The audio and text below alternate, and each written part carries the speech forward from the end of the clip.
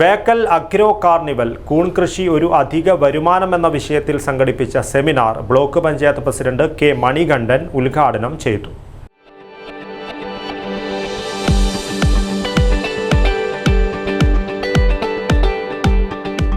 കരുതലിന്റെ കാവൽ ഇനി ഇവിടെ. Wintouch multi speciality hospital, Kasaragod. Bekal agro കാർണിവലിന്റെ ഭാഗമായി കൂൺ കൃഷി ഒരു അധിക വരുമാനം എന്ന വിഷയത്തിൽ കാർഷിക സെമിനാർ സംഘടിപ്പിച്ചു. Kanhangad block panchayat president K Manikandan ഉദ്ഘാടനം ചെയ്തു.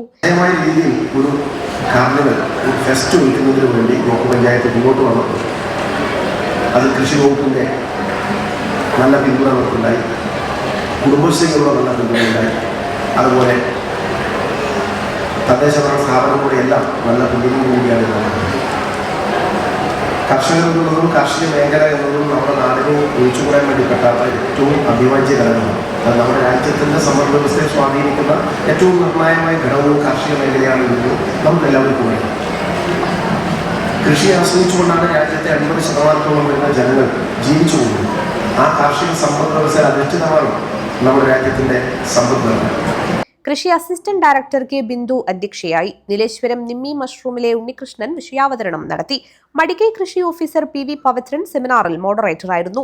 കാഞ്ഞങ്ങാട് ബ്ലോക്ക് പഞ്ചായത്തിന് കീഴിലുള്ള ഉദുമ, പള്ളിക്കര, അജാനൂർ, പെരിയ, മടിക്കൈ എന്നീ പഞ്ചായത്തുകളിൽ നിന്നുള്ള കർഷകരാണ് സെമിനാറിൽ പങ്കെടുത്തത്.